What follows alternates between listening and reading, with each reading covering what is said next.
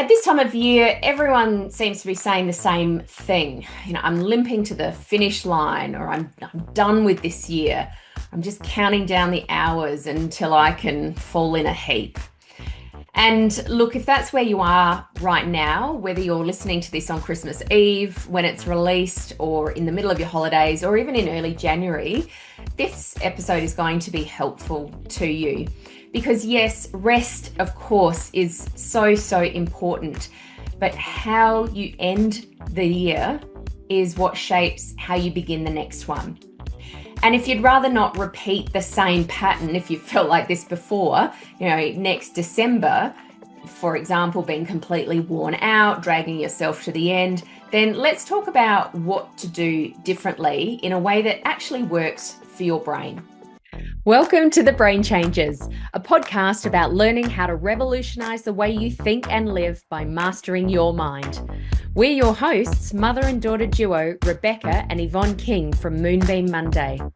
Our goal is to empower you to live the life you choose by teaching you how to retrain your brain. Some people tell us it sounds like mind control, and it is, but not the way you might think. This is about you taking control of your own mind rather than letting your mind control you, so you can choose to live a life free from the expectations of others. No matter what you've experienced in the past, you can create positive change and transformation by learning how to master your mind. We know this because we've done it. Between us, we've survived cancer and stroke and eliminated debilitating anxiety and depression.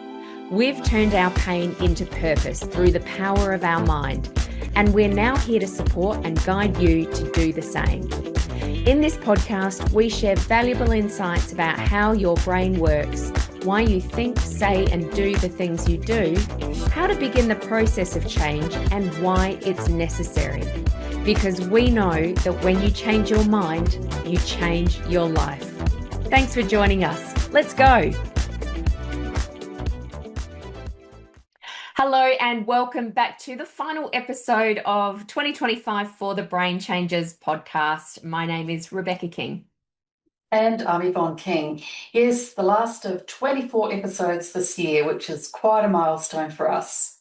Yes, indeed. And it's also, of course, the perfect timing for this topic being the end of the year, because the number of people who have said to me recently, like literally in the last few weeks, who've said something like, oh, I'm done with this year. It's been hard. I'm just dragging myself to the end. I need 2 weeks on a desert island with nobody talking to me. It's been massive. There's been so many people saying that. And I kind of feel sad for anyone feeling that way, because I do know how that feels from previous years. And it's a tough way to end a year. And this year is very different for me in that I don't feel like that. Sure, I am tired and I'm really looking forward to a break, but I feel quite energized and excited for what is to come in 2026. But I think I'm in the minority. And so we wanted to talk about this today. Today, it's not about New Year's resolutions. It's not about reinventing ourselves for the new year, but it's about ending this year in a way that gives your brain a fighting chance for the year ahead. That's so true, Beck. So let's just begin this brief discussion with why this matters so much. We said in our recently in our final collective masterclass that the way you close a chapter shapes the one you're about to walk into. Okay, so think of when you're reading a book. The chapter you're reading, the end of that chapter sets the scene for the chapter that's to follow, doesn't it? Yeah. And this is where a lot of people get caught out. We think that all we need is a few weeks off and we're going to be good to go again. Yeah. Well, of course, a break is really good for us, but that alone is not going to set us up well for the following year. Mm. Because, for most people, it's not an issue of whether they're lazy or unmotivated or even burnt out in a dramatic sense. What's really happening is that their nervous system has been quietly running in the background on high alert for months, sometimes with some people, perhaps even for years. And they've just learnt to live with it, or it's been going on for so long that it's become a normal state for their body. It's something that they've come to just think of as normal. Mhm. But of course, it's not normal for our body to be in this state constantly. And when our nervous system is in this low level survival mode constantly, then we're forever braced. Our mind is scanning. We're pushing through on adrenaline and cortisol. And we can keep functioning like this. There's no doubt about this. We can keep going. We can show up. We can get things done. We can tell ourselves that we're fine. But when the urgency eases, like we get to the end of the year, we get to December, and we know that we've got a break coming up, this is often when the body can finally let go. And how does it let go? Well, often it can be through illness, exhaustion, or emotional overwhelm. I mean, how often have we gone away on holiday only to get sick? Yeah, It seems to be a it happens a constant. lot. Yes. So, and then that can leave us often, instead of really feeling refreshed after a break, we dread going back to work because really nothing has been fixed. Mm. And it's not a lack of resilience. What's happening is that it's our nervous system finally dropping its armour and saying, all is not well here. Because when our brain has been bathing in stress chemistry for months or perhaps even years, doesn't reset just because it's the end of the year and you're going on holiday. So a 2 week or a 4 week holiday doesn't magically just tell your body, hey, everything's okay now. Mm. So if you've ever wondered why just having a holiday doesn't automatically fix everything, that's the reason why. A holiday's lovely, it's necessary, but it's not the reset that we need.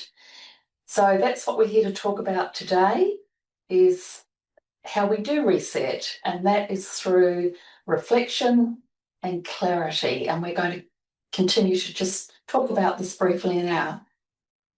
Yeah, there's so many good points there, Mum. Like you say, I mean, it's so good to have a holiday. We're having a holiday this year. We're really looking forward to it. But that's only part of what we need to do, what we're going to do. You know, there is a lot of reflection and finding a way forward as well. But it starts with that awareness, right? So if you're listening to this right now thinking, yeah, that's happened to me in the past. I've I've worked so hard up to my holidays, and we all know that there just because you take a couple of weeks off doesn't mean that you've got less work to do. In fact, you've got to get it done before you go, or you've got to do it when you get back. And you know, so if that's happened to you and you've picked up a cold, or you've had a sore throat, or you've spent, you know, half your time in bed on your holiday, then this is the first, like, this is the warning sign, right? This is awareness, and we talk about awareness all the time. So where do we start here? Well, as you mentioned, we talked about this very thing in our last Mind Masters Collective masterclass a couple of weeks ago, and we had everyone share one word that describes how they're feeling going into the end of the year. And we had everything, like there was a huge variety of words there. Some people were relieved, I think was one of the words. We had people saying overwhelmed, tired, but then we also had the other side of the spectrum. We had positive, grateful, you know, proud of what they'd achieved. And the reason that we asked this question was to get a feel for where people are at right now. And choosing a word or landing on a word, it's not about judging ourselves for what we have or haven't achieved throughout the year. This is about something, like I mentioned before, we talk about it all the time, awareness. This is about gathering information and recognizing the state that your system has been living in. So you were Mm. talking about this before, Mum. We've been in that state for so long, perhaps that survival state, that it's become a kind of normal to our body. But of course, we know it's not normal. So that's the first part of it. And then the next question is really important. Do you want to feel the same way next December? Yeah. Or whenever you're doing this practice, but if we're doing this as a sort of an end of the year wrap up going into a new year, do you want to feel the same way this time next year? Now, if the word was one of the more positive variety, then your answer may be, well, yes, I love the way that I'm feeling right now. I want it to be the same. And in which case, reflecting on what brought you here helps you identify what to keep doing or what you need to do to reach the next level. Because a lot of you listening to this podcast, you want to continue growing. You know that this is a lifelong journey. It's not just, well, we've reached one point and that's that. So what do you need to do to reach that next level? And one tip that Mel Robbins, our friend Mel Robbins, gives is to look through your photos or your social media on your phone, or and look at what did you do. So what did you do throughout the year? Because a lot of the time we record those in photos. You know, what were the good things? What were the things that brought you joy? Where were you most happy, or what were you doing when you were most happy, most peaceful, most fulfilled? You know, it's important to remind ourselves about this because we're actually programmed to remember the bad stuff, aren't we? That's what our brain is really good at. What we usually do, isn't it? Exactly. We focus on what went wrong or what we didn't achieve or what we didn't get to do. And I thought this was a really nice little tip from Mel to remind us of all the good things throughout the year, because sometimes we do need a reminder. But of course, if the answer to the question, do I want to feel the same way next December, is no, then this is the perfect time to pause and choose differently. Yes, and you know, sometimes, or I think for many people actually, it's at this time of year that people start considering New Year's resolutions. And you hear people saying, "Oh, I'll get healthy. I'm going to lose weight this year, or I'm going to be less stressed this year. I'm going to be more patient. I'm going to be kinder." All of these sorts of things. But for anyone listening who's ever set a New Year's resolution, you're likely to know that most of them don't stick past February, do they? No, and I think probably 100% of people who are listening, including ourselves, we've set New Year's resolutions in the past. But in fact, research shows that 80 to 90% of New Year's resolutions don't last past February. So 80 to 90%. It's a huge number. So it's kind of like saying, well, what's the point of setting them? So it's about looking at it a little bit differently. But the reason that they don't stick is pretty simple one, actually. Resolutions are usually made from a place of pressure and fatigue. You know, we get to this end of the year and we're not happy with where we are. Perhaps we haven't given ourselves enough time to actually celebrate all of the good from the year. And we're tired and we're like, okay, yeah, I want to be better, eat healthier, be less stressed. But these are very non-specific. And our brain hates vague instructions. You know, it doesn't understand them. And that's not a plan. Like to say to eat healthier, to be better, that's not a plan, it's a wish. And we can't wish change into existence. Your brain needs clarity, it needs specificity. And that one is really, really important. We need to be very specific about what we tell our brain. It needs direction, of course. It needs to know where we're going. And it also needs an emotionally relevant meaning. We are meaning-making machines. In fact, we're the only mammal who actually puts meaning around things, often where there is no meaning. So our brain does need an emotionally relevant meaning, or it's going to default back to a familiar path, you know, what it knows. And the familiar path is what you're currently ending the year in. And it's not that we're anti-goals. We love goals. And in fact, I even just said to you recently, didn't I? I need bigger goals. I think I need some different goals. True. So we're definitely not anti-goals. It is important to look ahead. But to do this well, we need to take time to reflect so that we know what to stop, what to start, and what to continue. Mm. And I mentioned Mel Robbins before, and the reason I mentioned her is I just heard her talking about something this morning, and she was saying to give someone directions or successful directions, not only do you need to know where you're going, you also need to know where you are right now. You know, you can't say to somebody, I need to get to the town centre without them replying, okay, well, that's fine, but where are you now? Where do I pick you up from? Right. So most people look ahead and they say, I want to go there, but they don't actually know where they're starting from. And to set yourself up for success next year, we need to take a slightly different approach. I think that's very important that we need to know where our starting point is, don't we? So I think it's very wise at this point to think instead of just rushing into a brand new year. I mean, we're always keen to do that, but it's really worthwhile to really sit back and reflect. As you said, release all of those things that we no longer want or are no longer working for us, and to reignite, to pinpoint what it is that we do want, and to get our passion back for those things. So there's some very good questions that we can ask ourselves if we want to reflect on the past year. Things like asking ourselves what actually worked and what didn't. Pretty simple question, but take the time to reflect over that. What surprised you?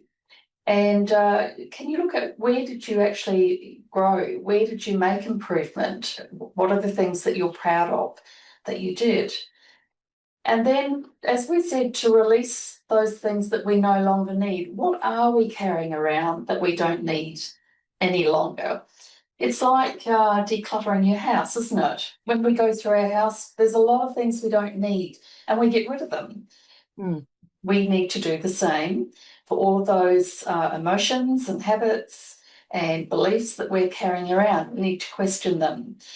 And what expectations weren't even ours in the first place? Are we taking on things from other people? And once again, do we have habits or have we got some patterns or beliefs that are well overdue for retirement? I think that's a great question, isn't it? Yeah.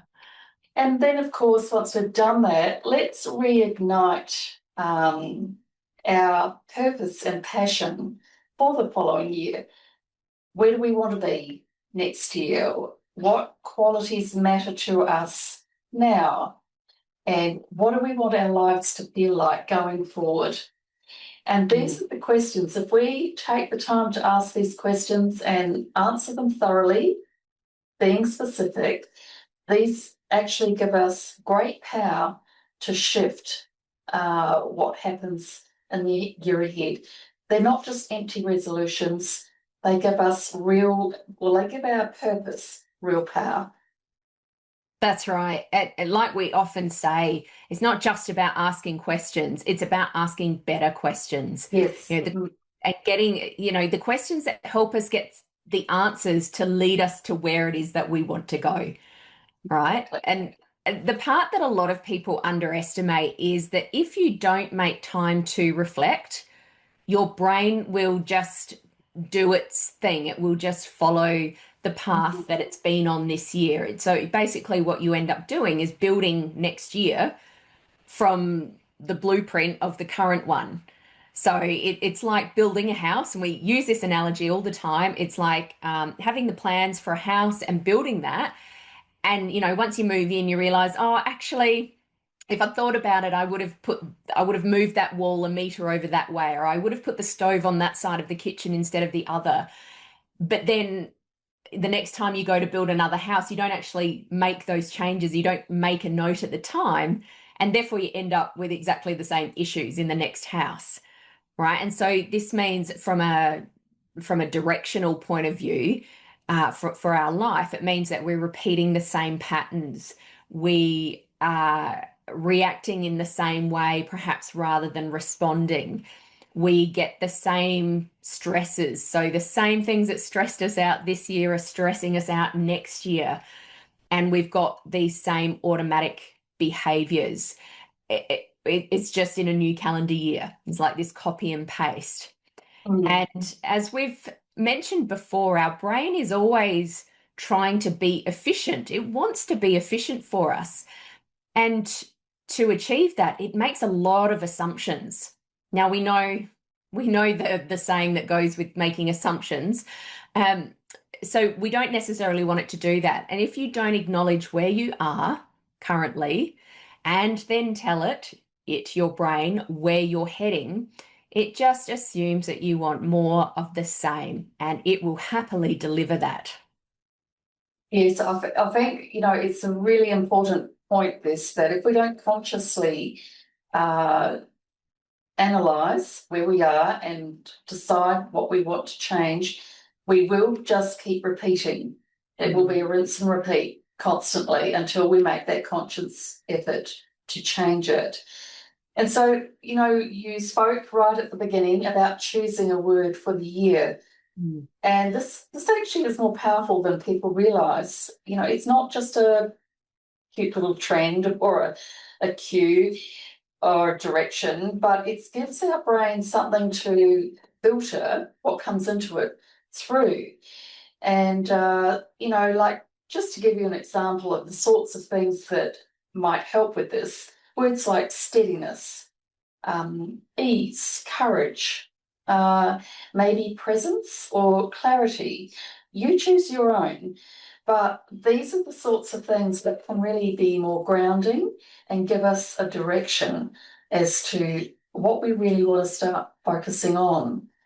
Because our reticular activating system will then start to look for opportunities to, through decisions we're making or behaviours that we are going to do that actually align with this word or thing that we have chosen to have more of in our life.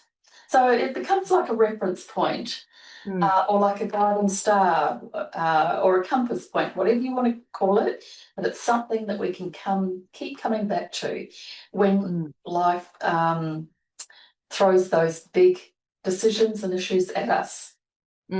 As it does. Exactly. We can do all the things, we can be as present as we want, we do all of the self-development, personal development work, but life does still happen around us as well. And it's all of these things that we do that keep us a little more steady, or able to flex when those things are thrown at us. And something I want to just reiterate here as well is that it's actually really important to start this as soon as possible, rather than saying, "Oh, I'm going to think about this or do this on the 1st of January." Like it matters to do this now, sooner rather than later, because as we mentioned at the beginning, how we end this year is how we begin the next one. And if you've ever ended a year thinking, and you might even be thinking this now, how did I get here again? Like, I'm just feeling the same way as last year, or like, where did this year go? It's just gone. This is why, because you didn't consciously close the last one, right, and intentionally move forward into the next one. Leaving the year open without taking time to reflect and then look forward and plan is kind of like leaving your laptop on with 47 browser tabs still open, right? Which we've probably all done at some point. Your laptop will keep running, but eventually the whole system gets sluggish and it slows down, and you get the whirring thing. And eventually you've got to close everything down and reboot. All right. The same thing is happening when we don't consciously close the year down. Um, we have that, I guess we call it mental clutter or mental noise. And this, I'm hearing a lot of people say that they just want some clarity. It's become one of the new buzzwords, right? Which means that we're probably going to stop using it. But this is what people want. They're craving clarity, they're craving direction, and the clarity that our brain needs to be able to stay in a state of calm is what we get when we're able to close those metaphorical tabs down. So, to support you with this and everything that we've been talking about in this episode, we are giving you the exact reflection guide that we gave our Mind Masters Collective members this month. It's very simple, it is structured, and it helps you ask some of these questions. And remember, it's not just about asking questions, it's about asking better questions. It's not the whole solution, of course, but it gets you started. And that is available for you in the show notes. And if you really want to go deeper with this, if you are tired of feeling this way at the end of the year or going into the new year, even dreading going back to work or thinking, I don't even know what I want for myself this year, this is exactly why we created the New Year Clarity Session. So it's a high impact private one-on-one session with me for mentally overloaded professionals who want next year to feel considered, to feel clear, and to feel sustainable, like they can keep going throughout the year without dragging themselves to the end. You know, who know that they need to do something different. They're just not quite sure what that looks like yet. So it's a 90-minute session on Zoom, nothing formal, just the two of us getting really honest about where you're at. We'll take a look at your year. We're not judging what you've done or haven't done. It's simply to identify what's been weighing you down so you don't drag that into the next year, and also to celebrate, like we were talking about earlier, what you've loved, what you've enjoyed, what's brought you joy, happiness, fulfillment. And so we clear out some of that clutter so that you can hear yourself think again, because that's what it's like, isn't it? It gets noisy. And that way you can actually make choices and decisions with intention in the new year rather than from that place of survival mode. And then we figure out what actually matters for the year. So it's not necessarily about the goals that you think, well, it's not about the goals that you think you should care about. These are the things that feel right for who you are now and where you want to go. And from there, we map out a simple, focused plan, one that makes sense for your life, no one else's. And it doesn't come with any pressure or any performative energy. It's just something that feels doable. And why this works is because of everything that we've been talking about. When you start your year clear on what matters and what doesn't, then you stop filling your calendar with things that drain you. Because that's often what we do, don't we? We keep doing the same things that we think we should do, but they're not right for everyone. And perhaps they're actually draining your energy. And you get to stop making decisions out of pressure or out of habit.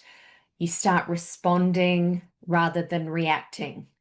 And so that very intentional pause at the end of a year, going into a new year, it becomes that anchor point for you. And so it's not that the rest of your year gets easier. As we were saying, life still happens around us, but you'll move through it with more ease, with more space, with more energy. And so by the time December rolls around, you're not crawling to the finish line. You'll be present, you'll be clear, and feel more like yourself. And because this episode comes out on Christmas Eve, you don't need to do anything now. All you need to do is book it in, right? There's no pre-work or anything like that right now. You can go and enjoy your Christmas. Just book it in. That's the only action required for this year. And so you can get the link from the show notes, or go straight to our website, moonbeammonday.com.au, and just click on the banner at the top. Grab a spot now. There are only a couple available. And we'll meet in January or February, and we'll set you up for your best year possible. That sounds wonderful. So once again, it's time to wrap up. Comes around quickly, doesn't it? But today we've talked about why so many people hit December completely depleted, why resolutions don't work. But importantly, we've learned how to reflect, release, and reignite your direction. We've also discussed why our brain needs closure, and how, or the power of one word, and how this can anchor our entire year. So some pretty important things to just sum up what we have been talking about. And inside these show notes that Beck has told you about, you'll find the reflection guide and the link to the New Year clarity session. So this can really help you start 2026 with intention rather than from a place of depletion. So important. So thanks once more for listening to the Brain Changes podcast this year. We've loved bringing it to you, and we appreciate you following along. So as always, if you know this or any other episode that you've listened to this year would help someone you care about or that you know, please share it with them. Yes, and thank you from me also. We are very much looking forward to bringing you some more exciting episodes next year. We've got some terrific topics lined up, and we have also some incredible guest speakers. We're really upping the ante in 2026. You are not going to want to miss them. We're including one woman who's sharing her story about how she avoids burnout and some of her top tips for staying healthy while juggling motherhood and work. And this is a woman who has 3 kids, I think under the age of about 5 or 6, has her own business, and like I said, avoids burnout. So you are going to want to listen to that one. We also have the 3rd youngest person ever in the world to deliver a TEDx talk. Now, he's only 11. This is a big deal. This in the world, 3rd youngest in the world, but he has an incredibly important message about how to solve the world's current leadership challenges. That's pretty incredible coming from an 11-year-old, right? And that's just a taster of what we've got to come next year, and we will be back in February. So as Mum, you said, please remember to follow, subscribe so that you don't miss any of those episodes next year. And if you feel inclined, leaving a comment or a review, it really does help more people find us. And we're very grateful for you helping us do that.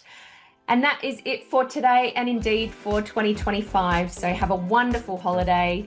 Until next time, remember, when you change your mind, you change your life. Bye for now.